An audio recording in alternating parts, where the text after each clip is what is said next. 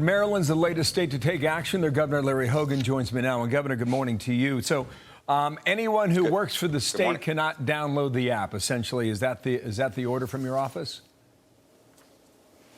Yeah, we had really serious concerns about grave threats and potential for cyber espionage. And the FBI director, we're also the home to NSA and the U.S. Cyber Command. So we've had ongoing discussions between our state leaders with all the federal leaders. Federal government seems to be really slow to act, but there's no question that there are real threats. And so our CISO made the decision, made the recommendation that we should immediately take action.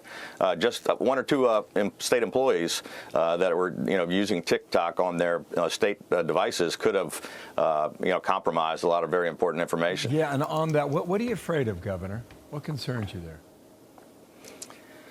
Well, look, we already know for a fact that hackers associated with the Chinese government were able to break into federal and state systems during the COVID crisis and were able to steal hundreds of millions of dollars of dollars in the unemployment fraud. We were the first state to uncover and stop all of these intrusions. We had about $500 million worth of potential fraud in our unemployment insurance during COVID. In Maryland, we notified the federal government, who then notified all the other states. And I think 28 states were impacted, and they didn't catch it in time. There were billions of dollars wasted. Wow, that is a clarion call.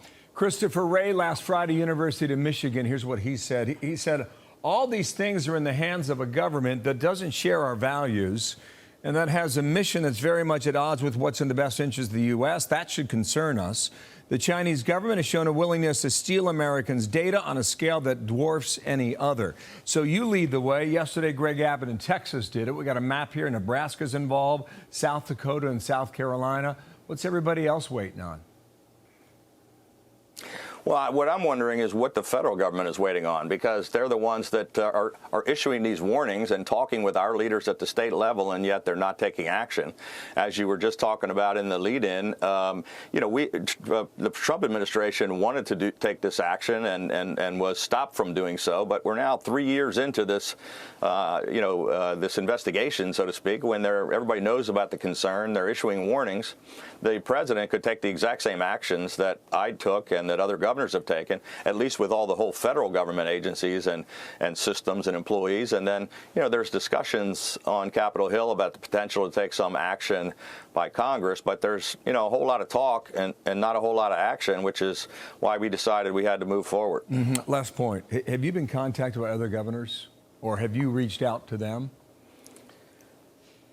Actually, I haven't. I know that our teams are talking with nearly all the other governors and the federal, our leaders of our cyber warriors are all talking to each other. But I haven't yet had the opportunity to talk with other governors. It's interesting what you say about the White House too. You're right. I mean, they could issue that order this afternoon if they wanted to, and hopefully before it's too late. They probably should. Yeah, very good examples you gave us today, Governor. Thanks for coming on, Larry Hogan, the Republican governor from Maryland. Thank you, sir.